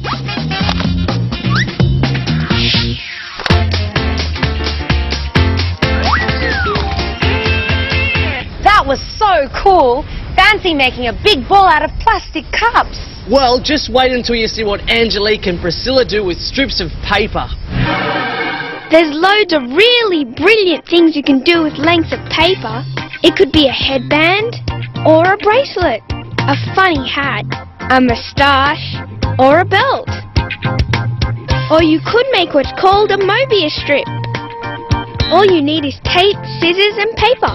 Cut out a strip of paper about this wide. Really important now. Twist the strip once, and then stick the two ends together. And that's what we call a Mobius strip. And that's just the start of the fun.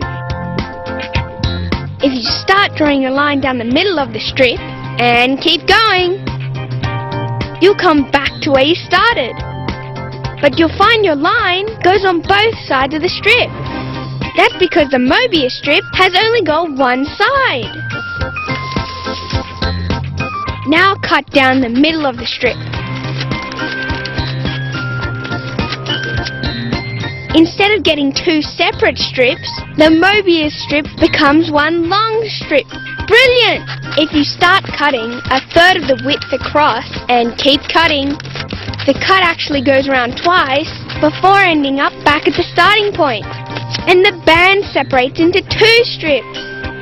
One of them is twice as long as the other. And they're linked together. Isn't the Mobius strip amazing?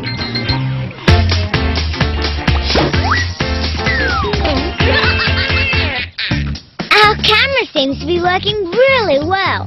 But even though you can tell it's a flower, it's still a bit fuzzy. That's why we need our magnifying glass. By moving it in and out, we can make the image sharper by bringing it into focus. Now to take a photo like they did in the old days, through sketching. I wonder if Sophie would let me do her portrait. Relax.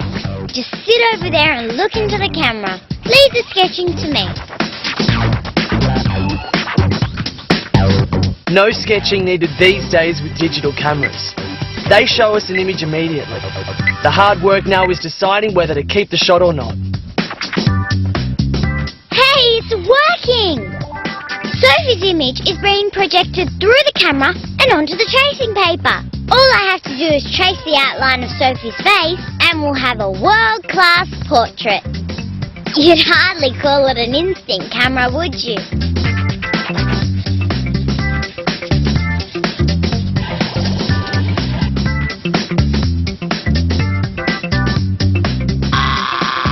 Guess I won't be taking your graduation photos then.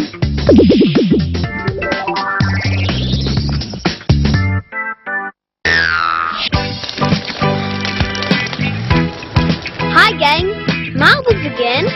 I think it's time we tried something a bit more cool. I reckon we could make a marble do a complete loop through the air. Let's make a really big roller coaster. Come on! All we need is some piles of books, some thin cardboard, masking tape and scissors. Right team, let's cut the cardboard into strips. About 2 fingers wide should do it, and as long as your forearm. They can be joined together to make curves in the longer track. And we can start stacking these books into piles. They'll be our hills and valleys. Don't stop now! This is going to be the coolest roller coaster ever!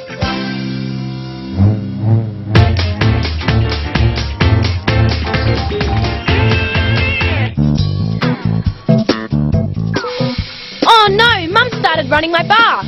Last time I kept reading my book while it was filling up and it overflowed. I'm going to make sure that doesn't happen this time. I'll need to take a few things with me for this.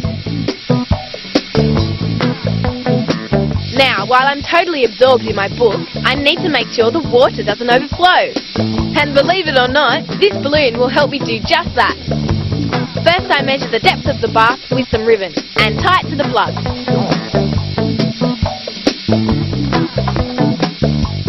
While the bath is filling up, all I have to do is sit back and keep reading. Sophie's clever trick works because the air inside the balloon is lighter than the water surrounding it. As the water increases, it creates a constant upward force on the balloon.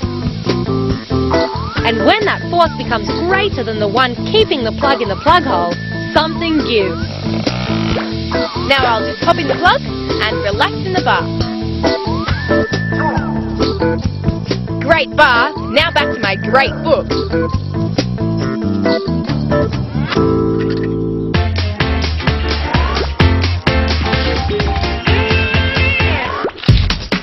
Okay, Sharmini and I are getting creative. Oh no, there's nothing worse than running out of paint when that artistic urge hits. But with a bit of clever concocting, I can make my own colourful paints. Just wait. You'll love it. Yes, you'll need a brick and a hammer, some craft glue, a saucepan, a couple of eggs, water, a spoon, and some safety glasses. I need a break after all that.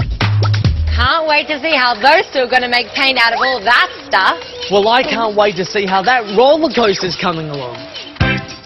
Right, these cardboard strips are going to be our tracks. They're bent in the middle so our marble will stay on course. Now let's start joining our tracks together. Stick them down so they don't wobble all over the place. We need to make some serious ups and downs here. If this is going to be the roller coaster ride of the century, the sky's the limit. Hills, valleys, curves, turns. Keep going till we run out of ideas. Or cardboard. Time for a test run. The hardest part might be the hill climb. Our marble is going to need some oomph. Maybe it needs more of a run-up. Stand back. Wow, it sure goes. Looking good, gang. More turns and curves than you can poke a stick at. How cool is it? And now for the ultimate roller coaster experience, our 360-degree death-defying loop. Go, designers! You'll need tape and more cardboard and... yes, you've done it! A super loop! Now for the big finish. A ramp at the end, so the marble flies right off the track. Good job, you design supremos! Right, now let's see what happens at the bottom. Oh, we're going to need something to catch our marble. Grab a can! Now just put the can at the end. Not quite. Good try. Yes! Now a test drive for our very own backyard Big Dipper.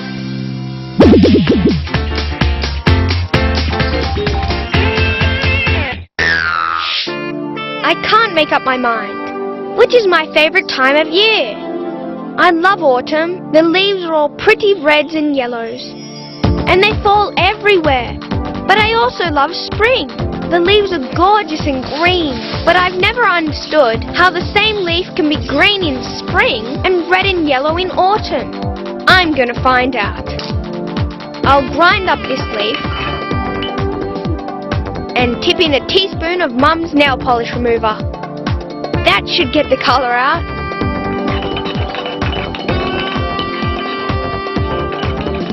Now I'll just cut up a piece of coffee filter paper.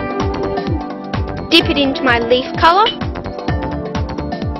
Pop it into a plastic cup with a bit of rubbing fluid in it. And wait.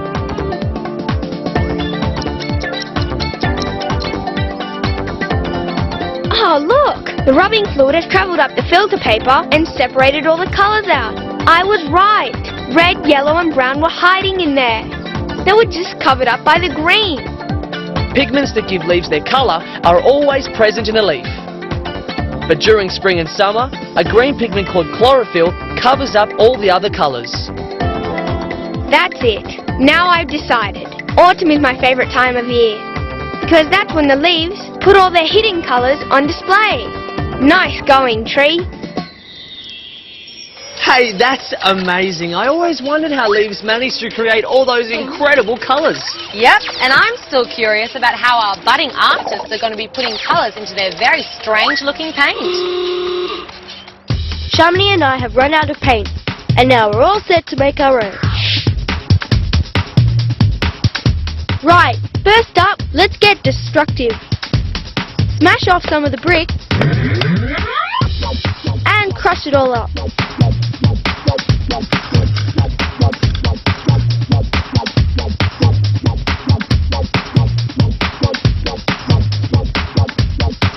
Now add a tablespoon of water. Hey, wait a minute. Now Shamini reckons she's the expert paint maker.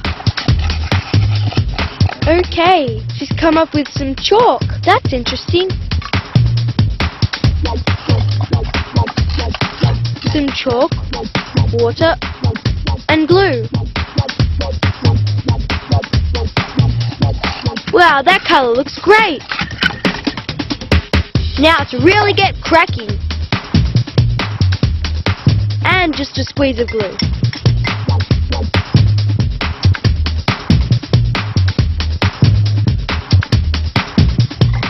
What Liam and Shamini have done is creatively scientific.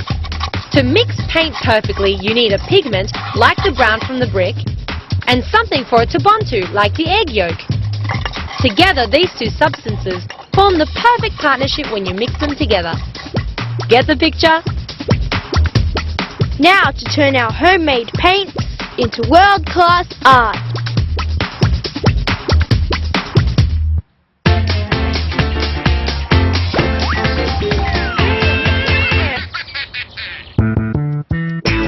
Today we will be performing open heart surgery. It's a new operation here to work out just how the heart beats. Nurse, I need my instruments. Scissors, check. Straw, check. Another one. Balloon, check. Food colouring, check. Cup, check. Skewer, check. Water, check. And most important of all, a sponge. Check. Let's get going then. Fill a large bowl with water nearly to the top. Thanks, nurse. Take the half-full cup of water and tip in some red food colouring. Looks like blood. Now a balloon. Small incision here. Then stretch it over the cup. Over to nurse for the important bit.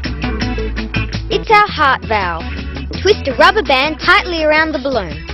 These flaps of balloon material will open and close as blood goes through the straw. Cut the straws to length. Pierce the surface of our heart in two places. Insert one artery with the balloon on the end, the other straw on the other side of the heart. Okay, nurse, it's time to see how our heart pumps. Place the heart into a bowl of water. This will be our body. Good! When we press down, blood is pushed out through the valve. See? When we lift up, the balloon flaps close and the blood can't flow back into the cup. So that's how our heart keeps blood flowing in one direction around our bodies. I think it's nurse's job to care for the patient after the operation. Open heart surgery is so exhausting. Well, somebody's got to keep that heart pumping. Incredible! Our backyard medical team sure created a pretty funky beating heart. Speaking of heart-pumping action, I think it's time we headed back to the roller coaster where that marble is getting ready to roll. Drivers, in your seats. We're almost set for the first ever attempt at the gravity-defying backyard Big Dipper. 5, 4, 3, 2, 1, take off! Great start. Up the hill with ease. Cornering beautifully. Will it make the loop? Yes. Now the tunnel. Yes. Down the back straight. And into the can. Once a smooth round object like the marble starts rolling, it'll keep going unless something stops it. The marble has what's called inertia. The only thing to slow the marble down are other forces, like friction, which slows the marble as it runs along the track, or the force of gravity, which slows the marble as it goes uphill. Well, with the success of our backyard Big Dipper, I think we're a force to be reckoned with. Oh, that's it! I'm off to make my own raging roller coaster. That marble was really going. Sure was, and it's time we were going too, because we've reached the end of another backyard science. Bye for now.